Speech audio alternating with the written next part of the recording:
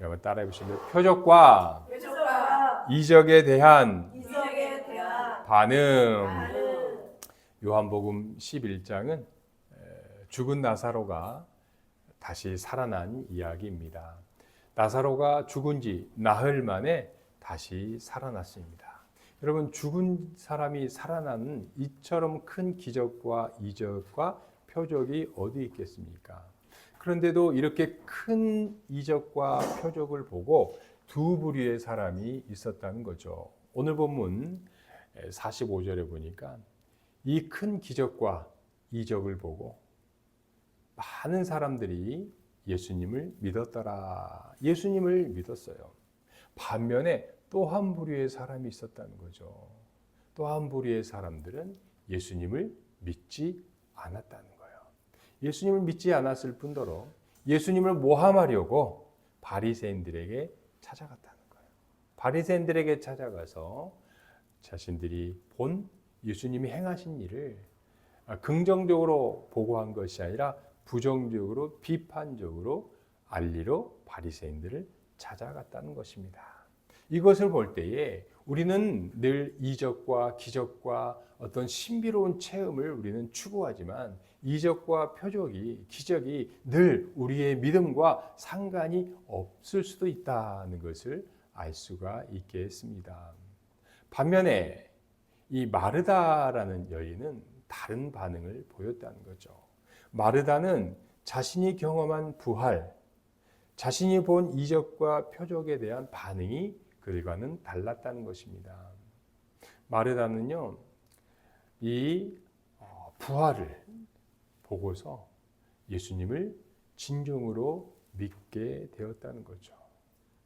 그의 삶의 자세가 달라졌다는 것입니다. 여러분, 무엇이 마르다가 이처럼 삶의 자세가 변화가 되었고 새로운 반응을 보였는지 오늘 본문을 비롯해서 요한복음 11장 전체를 통해서 살펴보도록 하겠습니다. 첫째, 시작. 부활을 보고도 예수님을 믿지 않는 자가 있었다. 46절 시작. 그 중에 어떤 자는 바리새인들에게 가서 예수께서 하신 일을 알리니라. 이들은요, 예수님을 믿지 않으려고 작정한 자들입니다. 예수님께서 죽은 지 나흘 만에 나사로를 살려주심에도 불구하고 그 큰 기적과 이적을 보았음에도 불구하고 이들은요, 예수님을 믿지 않으려고 작정한 사람들이에요. 그래서요, 이들은 지금 이 바리새인들에게 달려갔습니다. 이들이 바리새인들에게 왜 달려갔냐? 지금 바리새인들이 예수님을 잡으려고 지금 혈안이 돼 있다는 거죠. 예수님은요, 나사로를 살리기 전에 예루살렘 성전에서 이 바리새인들과 논쟁을 벌이다가 신성모독죄로 이 괘씸죄에 지금 걸려 있는 것입니다. 그래서 지금 바리새인들이 예수님을 찾고 있어요. 그래서 예수님을 고자질하려고, 예수님을 고발하려고 지금 이 사람들은 바리새인을 찾아갔다. 여러분, 불신자들은 어떤 이적과 기적을 보여줘도요, 그들은 결코 믿지 않습니다. 하나님을 믿지 않는다는 거예요. 우리 주위에 이런 사람들이 있어요. 제발 알겠어요. 예수 믿으세요라고 하면 이런 반응을 보인다는 거예요. 만약에 당신이 하나님이 살아계심을 좀 보여준다면, 하나님이 살아계심을 그 증거를 보여준다면 내가 믿겠습니다라는 사람이 있다는 거예요. 그런데요, 막상 하나님의 살아계심을 체험하고 하나님의 살아계심의 그 기적을 보고도 그때 가서 또 딴소리를 한다는 거예요. 그때 가서는요, 이 핑계 저 핑계 대고 결국은 예수님을 믿지 않으려고 각종 변명을 늘어놓는다는 겁니다. 그래서 여러분, 우리가 믿음은요, 이적과 기적이 아니라는 거예요. 그래서 우리가 어떤 기적과 이적과 신령한 체험을 통해서 전도를 할 수가 없다는 것입니다. 그래서 여러분, 믿음이라는 건요, 어떻게 보면 내 힘과 내 능력으로 얻어지는 것이 아니라 전적인 하나님의 은혜, 하나님의 은혜가 없이는 우리는 믿을 수가 없다는 것입니다. 그래서 여러분 우리가요 지금 이렇게 나와서 예배를 드리고 하나님을 찾고 하나님을 믿는다는 자체가 우리에게 기적과 이적이라는 거예요, 여러분. 우리가 피곤한 몸을 이끌고 그냥 집에서 자면 되지. 왜 여기에 나와서 우리가 예배를 드립니까? 이것은요 내 힘과 내 능력으로는 안 된다는 거예요. 이것은 바로 하나님의 은혜가 없이는 우리가 이렇게 할 수가 없다는 거예요, 여러분. 그래서 여러분 신자는 날마다 하나님의 은혜, 하나님의 기적, 하나님의 이적을 체험하며 살아가는 존재라는 것입니다, 여러분. 그래서 여러분 믿음은요 내 힘으로가 아니라 내 능력이 아니라 오직 하나님의 은혜임을 고백하시기를 바라겠습니다. 여러분 예수님은요 일찍이 죽은 자가 살아난다고 해도 이 패역한 인간들은 믿지 않을 것이라고 우리 예수님을 말씀을 해 주셨습니다. 누가복음 16장에 보니까요 부자와 라사로의 이야기가 나온다는 거예요. 이때 예수님은 아브라함의 입을 통해서 패역한 인간들은 죽은 자가 살아나서 복음을 전해도 믿지 않을 거라고 우리 예수님은 말씀해 주셨어요. 누가복음 16장 31절 시작. 이르되 모세와 선지자들에게 듣지 아니하면 비록 죽은 자 가운데서 살아나는 자가 있을지라도 고난을 받지 아니하리라 하였다 하시니라. 여러분 부자가 죽어서 지옥에 갔어요. 거지 나사로는 살아서요 천국에 갔어요. 여러분 부자는요 부자이기 때문에 살아서 호가호의를 누리며 자기가 먹고 싶은 것을 마음껏 먹을 수 있었다는 거예요. 그런데 이 부자가 죽어서 지옥에 갔는데 지옥의 그 타는 불로 인해서 너무나 뜨거워서 지금의 여름철보다 더 갈증을 느끼는데 물 한 모금을 자기 목에 축일 수가 없었다는 거예요. 너무너무 고통스러운 거예요. 그래서 이 부자가요 아브라함에게 부탁했어요. 아브라함이여 내가 너무나 지옥에서 고통을 당합니다. 지금 살아있는 내 형제들에게 좀 가서 아브라함이요 좀 제발 좀 전해주세요. 나처럼 잘못 살아서 나처럼 믿지 않아서 지옥에 오지 않도록 좀 아브라함 당신께서 가서 살아있는 우리 형제들에게 우리 가족들에게 좀 전해주세요 라고 부탁하였다는 거예요. 그러니까 아브라함이 뭐라고 그랬어요? 야 그럴 수 없어. 살아있는 사람들이 복음을 전해도 받아들이지 않는데 죽은 사람이 가서 전한다고 해서 믿겠느냐? 안 믿는다 라고 이야기를 했다는 것입니다. 여러분 우리 패역한 인간들은요 어떠한 이적과 기적과 신령한 체험을 할지언정 믿지 않는다는 거예요. 믿을 수가 없다는 거예요. 여러분 그래서요 믿음은요 어떤 이적과 기적을 그것에 의거하여 믿어지는 것이 아니라 오직 하나님의 말씀 복음만이 우리의 믿음을 확고하게 세워가리라 믿습니다. 그래서 여러분 우리는요 어떤 죽은 자가 살아나고 아픈 자가 낫고 이런 기적과 이적을 추구하는 것이 아니라 오직 하나님의 말씀이 우리의 믿음을 붙잡아 준다는 사실을 우리는 늘 기억해야 한다는 것입니다. 여러분 그래서요 우리는요 눈앞에 펼쳐지는 그러한 신령한 것들을 추구하는 것이 아니라 오직 하나님의 말씀을 받아들이고 어떤 그런 것들을 추구해야지. 믿음 말씀이 없는 사람들은 복음이 없는 사람들은요 결국에는 어떤 이적과 이 표적을 경험할지언정 결국은 회개하지 않고 결국은 마음의 문을 열지 않게 된다는 것입니다. 그래서 여러분 우리는요 이적과 기적을 추구하는 것이 아니라 하나님의 말씀을 통해 우리가 하나님의 그 말씀을 통해 복음을 통해서 우리의 믿음을 굳건히 세워가야 한다는 것입니다. 그래서 여러분, 그래서 복음을 우리가 배워야 되고, 그래서 복음을 들어야 된다는 것입니다. 여러분, 복음을 붙잡아서 우리의 믿음을 굳건하게 세워 가시기를 바라겠습니다. 둘째, 시작. 믿음 생활은 칭찬과 비난이 함께 공존한다. 53절 시작. 이날부터는 그들이 예수를 죽이려고 모의하니라. 예수님께서 죽은 나사로를 살려주셨다는 소식을 들은 바리새인들은 즉시 반응하였습니다. 어떤 반응을 하였냐? 바로 산헤드린 공회원을 소집했다는 거예요. 여러분, 산헤드린 공회는요, 지금으로 따지자면 우리나라의 국회나 대법원과 같은 곳이에요. 이 소식을 들은 바리새인들은 그 즉시로 산헤드린 공회를 소집하여서 예수님을 지명수배하고 예수님을 죽이기로 결의하였다는 것입니다.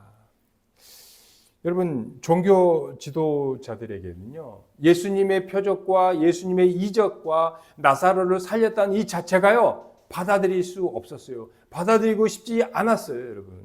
왜냐? 여러분, 당시의 유대 민족은 로마 제국의 식민지였어요. 식민지. 그래서요, 이 종교 지도자들은요, 당시 통치하고 있던 이 로마 제국으로부터 막대한 특혜를 받고 있었다는 거죠. 여러분, 로마는요, 그 드넓은 식민지를 다스리기 위해서는 식민지의 이 사람들을 군인으로 징집해야 돼요. 차출해야 돼요. 그리고요, 이 하나의 종교, 로마의 황제를 신으로 섬기는 로마 숭배 사상을 이렇게 했다는 거예요. 그런데 이 로마 제국은 유대 민족에게만큼은 이 두 가지의 특혜를 주었다는 거죠. 특히 종교 지도자들에게 이 군대를 가지지 않는 이 면제권을 주었고, 로마 황제 숭배 사상을 하지 않도록 면제를 해 주었다는 겁니다. 그렇기 때문에 이 유대 종교 지도자들은 좋은 게 좋은 거라고 현상 유지, 기존 질서가 잘 유지되기를 바랬어요. 새로운 개혁, 새로운 변화를 거부했다는 거예요. 그런데 이 갈릴리의 손이 예수라는 사람이 새로운 변화를 시도하고 있다는 거예요. 가난한 사람들과 아픈 자를 고쳐주고, 또 사회의 소외된 자들과 함께 먹고 마시고 친구가 되어주고 죽은 자를 살려주는 이 모습을 보면서 종교 지도자들이 마음이 불편했다는 거예요. 혹시라도 민중들이 저 예수를 앞세워서 6월절날 명절날 혹시 로마 제국의 봉기를 일으킬까 봐 두려운 거예요. 그래서 이 종교 지도자들이 급히 이 산헤드린 공회를 열어서 예수님을 잡아 죽이기로 결의하였다는 것입니다. 여러분, 그 내용들이 바로 이런 내용들, 자기의 기득권들이 다 뺏길까 봐 예수님을 잡아 죽이기로 결정하였다. 48절 시작. 만일 그를 이대로 두면 모든 사람들이 그를 믿을 것이요, 그리고 로마인들이 와서 우리 땅과 민족을 빼앗아 가리라. 여러분, 우리가 좋은 일을 하면요, 항상 칭찬받는 것이 아니라는 거예요. 우리가 좋은 일을 하면은요, 우리를 칭찬해주고 우리를 지지해주는 사람이 있는 반면에 한쪽에서는 우리를 비난하고 우리를 거부하는 사람들이 있다는 것입니다. 여러분, 우리가요, 신자로서 우리가 믿음을 가지고 온전히 살아가려고 할 때에 우리에게 박수를 보내주고 우리를 기도해 주는 사람이 있는 반면에 우리가 믿음을 가지고 살아가려고 할 때는 우리를 비난하고 우리를 방해하고 우리를 끝까지 물고 늘어지는 사람들이 있다는 거예요. 여러분, 그렇다고 여러분 신자가요, 그렇다고 이 신앙을 포기하고 세상과 타협하고 살아가서는 안 된다는 것입니다. 여러분, 어리석은 일이라는 것입니다. 여러분, 우리는 어떤 어려움과 어떤 문제가 있더라도 우리는 믿음 생활을, 신앙 생활을 더 적극적으로 해야 한다는 거예요.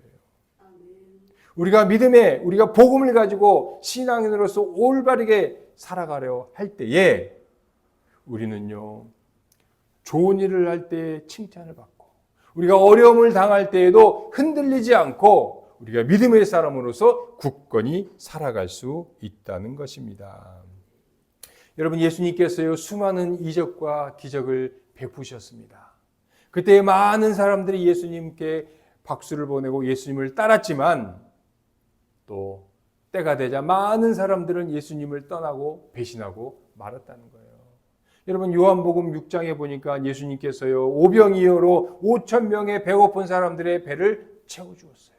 많은 사람들의 예수님을 따르고 박수를 쳤지만 또 때가 되자 많은 사람들이 그 사람들이 다 예수님을 떠나고 말았다는 것입니다. 여러분, 신자는 당장에 눈앞에 있는 유익, 눈에 보이는 그 이적과 기적, 어떤 나의 유익을 추구하는 것이 아니라, 여러분, 온전한 믿음을 추구해야 하겠습니다. 여러분, 온전한 믿음을 의지할 때에 우리는 우리 앞에 놓여진 이 이적과 기적에 대해 올바른 반응을 할 수 있고, 우리가 신자로서 변화된 삶을 살아갈 수 있기 때문입니다. 셋째, 시작. 온전한 믿음은 삶을 변화시킨다. 27절 시작. 이르되 주여 그러하여다. 주는 그리스도시요 세상에 오시는 하나님의 아들이신 줄 내가 믿나이다. 여러분, 부활을 경험한 이 마르다는요, 이 삶의 변화가 나타났습니다. 여러분, 마르다의 삶의 자세가 달라졌다는 거예요.